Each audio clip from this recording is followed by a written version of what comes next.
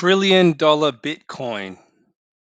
Now, as George Gammon would say, this is pour yourself a stiff drink time because I never thought that I'd actually make this video, but I put a bit of effort into it. So it's part scripted because I didn't want to miss any point, any important point in this. And I've taken a lot of things into consideration here. Okay, so at the lows, more than likely, we saw wave one Bitcoin, right? Wave one. The correction that happened after that was a wave two expanded correction. Now, a lot of people out there who use Elliott Wave, they're probably going to have a different count. And that's okay because I need something to compare how good my methodology is against, so then we can see in the future, once and for all, that Elliott Wave is shit and AriasWave is the real way to analyze markets. So I'm going to explain to you why I believe Bitcoin will go to $1 trillion, but this has massive implications. This is not going to be good for the economy. We could even be looking at a Zimbabwe situation here. It's not something that I'm going to say. Look, I never liked this count. I don't like this count, but unfortunately, I've seen too much evidence now, especially with the XRP chart, that has really just made me think, okay, there's a big chance that this is actually the real count because there's too many things giving it away now. So I'm going to piece them together. It may not take one video, it might take many, but the point is that something is definitely going on and it will affect us way into the future, but it just doesn't sound good. Now, I'm always against being biased. I have been bearish Bitcoin a lot, but this is probably my most bullish count ever, but it's not one that I wanted to come to. And I did based on the analysis. That's all I can say to you. So the thing is here that it's not just a 1, 2, 3, 4, 5 pattern. This is not, it's just not that. This is literally we had a 1 down here, an expanded wave 2 all the way up here. And then now we're about to start wave 3, right? This is what I believe is happening now. This is what I believe the count is trying to tell us. And it doesn't surprise me. It really doesn't. It's weird. It's crazy. But if you can compute in your mind such an expansion for wave 2, it's easy to compute $1 trillion Bitcoin. It's not hard. Why do I say that? Well, the truth is that wave 3 is the longest and strongest wave of all waves, right? And if this is a wave 2, well, that 200 million% from the lows, right? That 200 million% to the end of wave D, right? It's going to be duplicated because wave 3 is longer than wave 2, especially a wave 2 that's expanded. It's not even supposed to be. Like, this is a strong trend, right? Now, at the moment, there's a few things I want to talk about in the short term, what's going to happen, but think about the long term for a moment. 200 million% up to the end of wave D, and you don't think XRP can go to $10,000?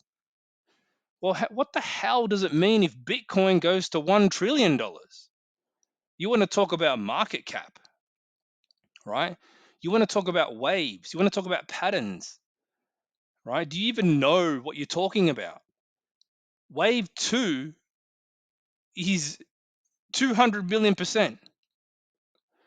Wave 3 is going to be way more than that, at least 200%. And that's actually more than $1 trillion Bitcoin. But what does that mean for the economy? What state will the economy be in by then? I mean, we've seen Zimbabwe, we've seen Venezuela. Does it mean that it's a good thing and we're all going to have today's standard of living with $1 trillion Bitcoin? No, it doesn't. I'd say that there's probably some bad things coming down the pipe. And I never wanted to have this count because it never made sense until now. Okay. So compare this to the XRP charts, the same thing. All cryptos based out at this point here when they made the 5-wave move down. Some ended in 2020, some ended, well, Bitcoin ended before that. Look, this is ongoing analysis, but if this is to be my official Bitcoin count, which it happens to be because this is the official Bitcoin wave analysis, right? I've hinted at the Bitcoin pattern in previous videos. Putting out videos makes me play devil's advocate over and over again until finally I have the audacity to put out a Bitcoin video. And it's not often. This new count is the only count that is properly in line with XRP and XLM, right? The new count means that the move up since 2010 was an expanded wave 2. Now think about what that means for a moment. It's not going to be the same as other cycles. Everybody's talking about the halving, this and that. There are some people who have done some pretty good analysis and they can see the repeating pattern. It's amazing. It's repeating the whole way. Yes, it does, and it has. But don't forget that past performance is not indicative of future price action, and not one bit. But this is going to happen. It is going to go up, but it's not going to be in a straight line. Okay, so we'll get to that in a minute. So, new trend means wave 1 and 2 must complete before wave 3 begins. So if the new 5-wave move started from 2018, we had a wave 1, right? Now this basically puts together a lot of analysis from many previous videos and rolls it into one. So nothing is new really, it's just combined, right? Combined analysis that basically comes together, and this is the one. So I believe we had an ABC, just small AB at the top, a C, a D unfolding, right? Now this is very similar to XRP, and you just wait until I put the XLM chart out. It's the same. Now this is the only time I've put out a video that actually isn't bearish Bitcoin and bullish something else, right? It's literally just saying that Bitcoin's leading the way and everything else is going to follow it up. So basically my analysis has made me fall in line with that idea, even though I was completely against it. I disagreed, but now the analysis has spoken for itself, right? Okay, so we need to see a wave D and then a wave E before wave 2 ends, and we see Bitcoin go dramatically higher. So this is the part that's going to be a challenge here, because we need to see wave E. Now, what's interesting is that XRP and XLM wave E has been going on for a few weeks now, but Bitcoin's one has only sort of just gotten started. Now, why would I say that Bitcoin would fall to 10,000? Well, this is because of the symmetry in the markets, right? In hindsight, an Elliottician would say, "Oh, this is a zigzag," right? But really, to me, it's more like an A, B, C, D, right? And E incoming, which will probably cause a bit of symmetry in the market. Now, a couple of things to note here is that the D wave has a long wave C. So this happens from time to time. You can get a zigzag with a longer wave C. Does that mean that we'll get a longer wave C in this particular run up after it moves lower? It's possible. It's very possible that wave C could expand higher. At a minimum, we're looking at 100 to 200,000. 190 to $200,000 Bitcoin in the next pump before we get a dump. Now, this is for all coins, I believe. it'll dump hard because there will be a crisis, right? And I'm not talking COVID shit. I'm talking like a real GFC 2.0. I think it's coming, and that will actually shake out people in the market. It will shake out people hard because you got to think about this, right? If this thing's on its way to $1 trillion, which by the way is a minimum, right? It's more like 65 trillion, which is completely stupid, I know. But you measure 200 million from that baseline, and you tell me what numbers you get, right? Sorry, it could be 6 trillion or 60. Look, just measure it yourself, all right? The numbers are so stupidly ridiculous that it like I don't even understand. Buy some Bitcoin, just in case, right? Because that's just worth it. It's just worth finding out. Except, yeah, that's another can of worms there. So, so basically, see, this move down here for me was in the end, uh, jury's out. It was a zigzag wave A with the first move happening here. We have an A, B, C, D, E, and then wave C. Zigzag with a shorter wave C. Yeah, fine. I mean, it's weak. It started off strong, became weak, right? FTX basically didn't do shit to Bitcoin. You could say that much. But the B, the C was weak as well. The D got stronger. So this thing has bullish potential. Does that mean that wave E will be small? Well, if it is smaller, then the wave C will extend further up. So it'll probably go beyond 200,000 in just this pump. I do believe there has to be a wave E still, right? Uh, the last wave E of any significance we saw was back in 2018, and each move has gotten kind of weaker since they started doing that. And that's indicative of potential wave 3 price action, right? So weaker for that move down. So probably going to be weaker than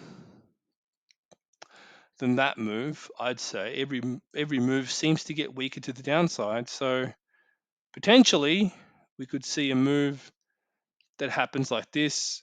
If Bitcoin falls from here, it'd be a case of resistance becoming support, that type of thing. Look, we don't know. We just don't know. There is no telling how that sort of thing will unfold. I'm just making assumptions. Why not? So we don't know where wave E of B will end, right?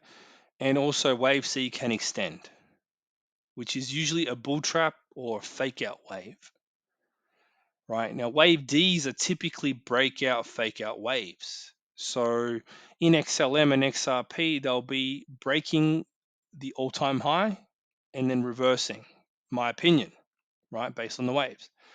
In terms of Bitcoin, it doesn't have to break anything, which to me kind of indicates the breaking will be of the previous high, which means it'll be a deep correction, my opinion, right?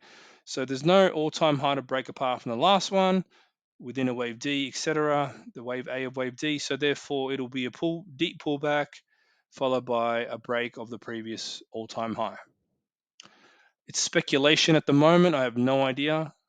This pullback would be small and continue higher, or it could just somehow just start crashing for the next several months until the halving before moving up. I have no idea.